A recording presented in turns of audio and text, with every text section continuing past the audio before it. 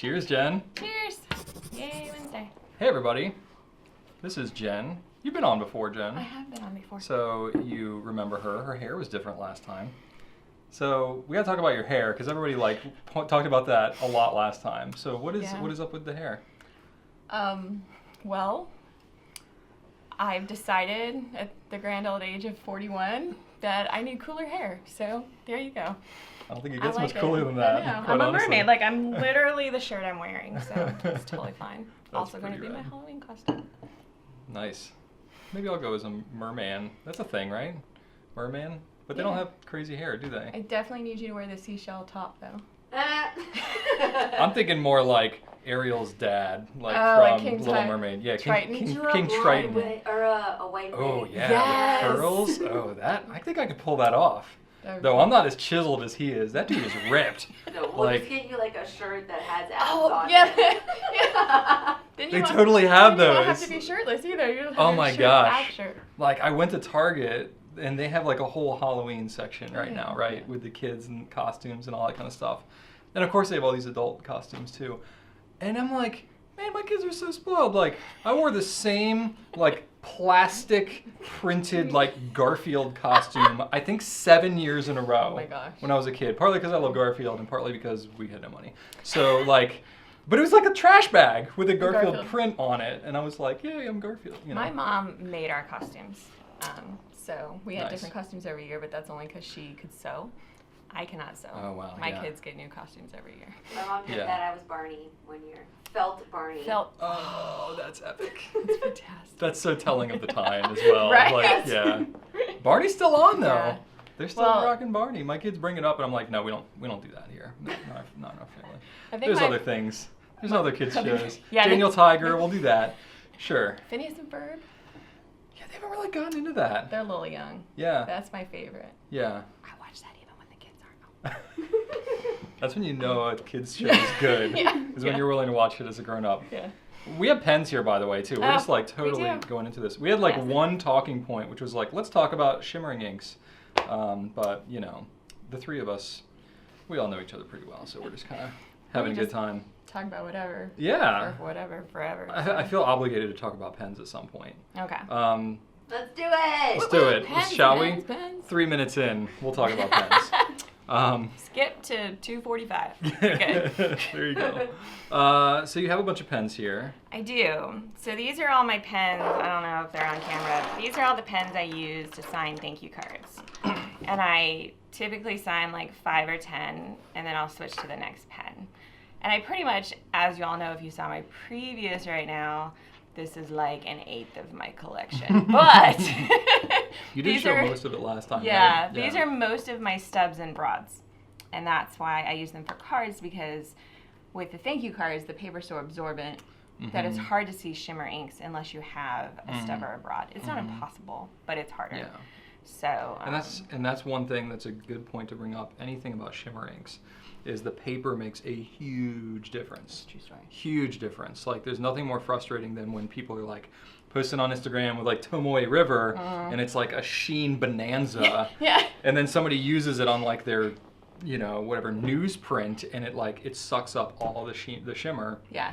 And people are like, blah, blah, blah, what's happening? And you're like, the paper is ruining your life. I was really disappointed. This VP has Emerald of Chivor in it, and on the thank you cards, it's so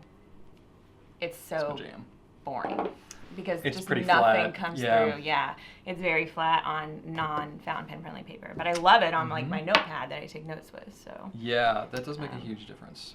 Both sheen and shimmer, really. Yes. Yeah. Which we got to talk about both of those a little bit. Although I just went to a conference, I spent 2 days taking notes on crappy paper. Can I say that on camera? Crappy paper. You can say that.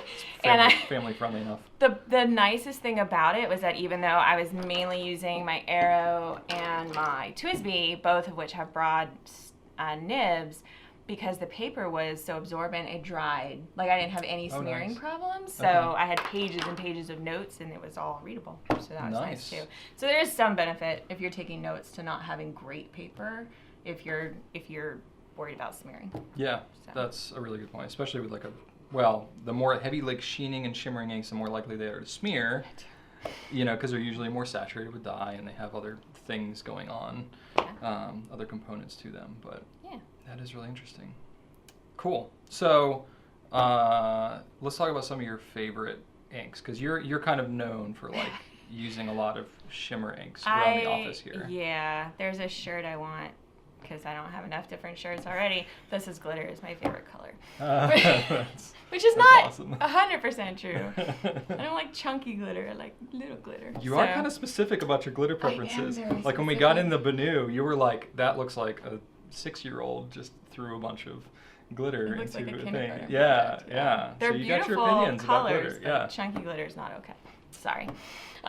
So my glitter connoisseur here, what you are. my two favorite colors are teal and purple.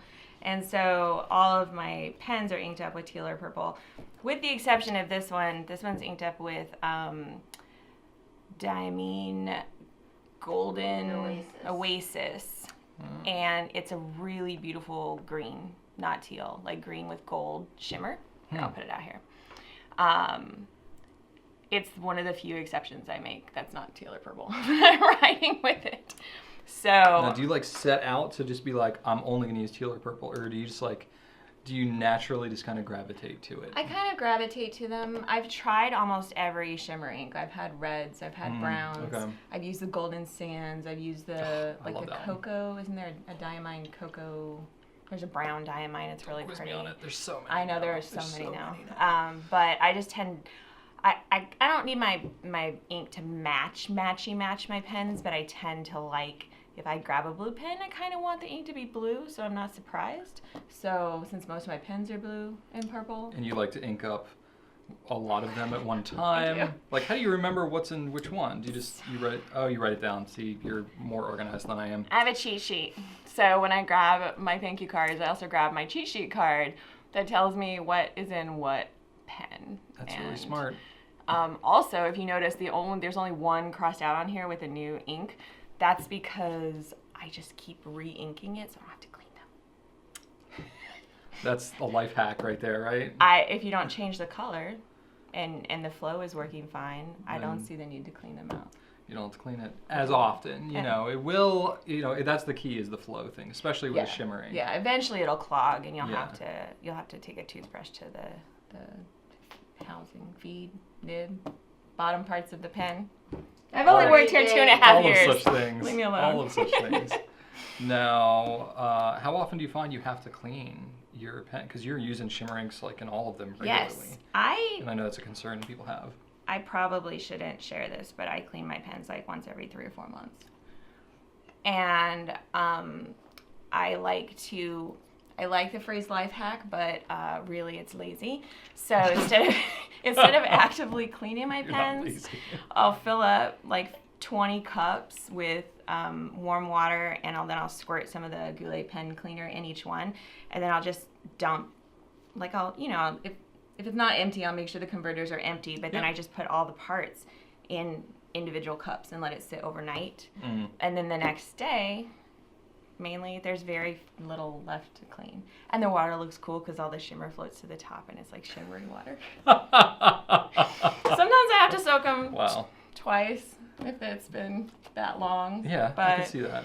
Have you used an ultrasonic before? Like, if you leave it sitting that long? We have one. I know. I haven't used that. Because you can actually, not that this is super practical, but if you get some that are like really bad, you can actually use the flush in the ultrasonic cleaner. Oh, gotcha. But that's usually only if you have like a pen that was inked up and put in a drawer like 30 years ago and it's like crusted shut. It's so bad. Like, I've heard people do that. I'm on Goulet Nation and I read other fountain pen forums, and I know that people talk about like clogging and my pen won't write. And I don't have that problem for the most part. And I have a lot of mediums. I don't use them for the thank you cards because I want to get as much ink on those cards as possible. But I take notes with a lot of mediums, and sometimes I have to grab a brass sheet and like floss it, and sometimes I have to grab a Kleenex and like let it sit so that it bleeds some of the ink out the nib. But I I don't know. I've never said, oh, you shouldn't try that. It's a shimmer ink, because I just haven't had those problems. So. There you go. I think it's probably more in like extra fines and fines that's happening. Yeah.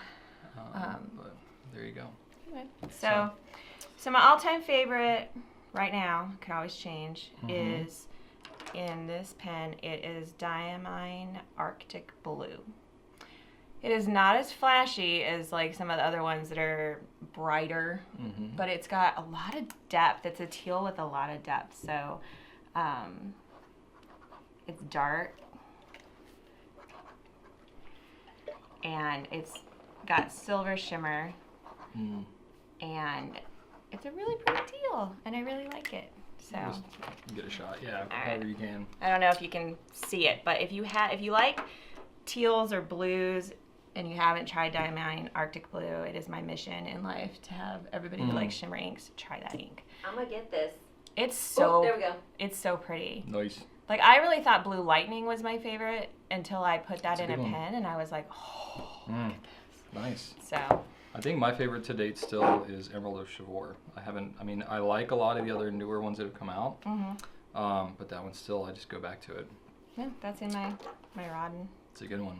Now, I did want to kind of, as we wrap up here, mention that Diamine has announced, I think, 8 new Shimmer-tastic colors that we've had some discussion in the office here. I will say there are a lot of different shimmer ink options now, and we're trying to like gauge interest on what they might be, because we're coming up on our like really busy season where we got tons of new stuff coming out. So for us to like dump 8 new inks in there, like, it's a lot more work and time and stuff like that. We will prioritize it if it's important to you all. Otherwise, we were kind of just going to wait and see like what the organic interest was on social and stuff like that. So just kind of wanted to throw that in here at the end. If you all are like dying to see these new colors, just Google new Shimmer-tastic colors and you'll find them. I don't know that we blogged about them or anything yet, but they're relatively new in the last week or two. I definitely always pushed carry the shimmer. Yeah.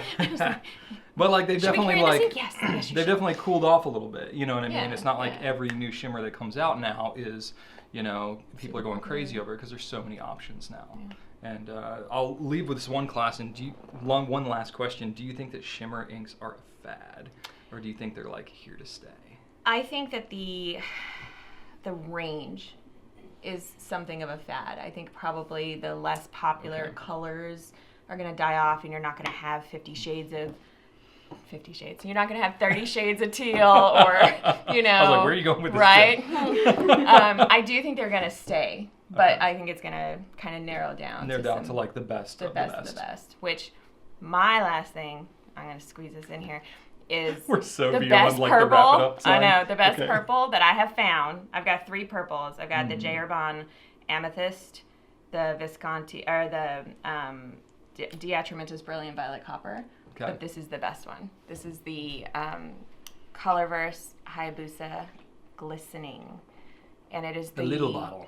The little bottle. So I did have to buy a whole set because we don't have these in a sample. Wow. I'm really sorry, but it's so worth it. It's the truest, prettiest purple shimmer ink, in my expert shimmer ink opinion. All right. Well, you are the resident expert on shimmer. So, thanks so much for watching. Be sure to leave some comments on what you think about shimmer inks down in the comments below. Thank you, Jen, for being on once again. All right. We'll see what color your hair is next time. And it's a surprise. Hope you all have a great Wednesday. Thanks for watching, and right on. Bye.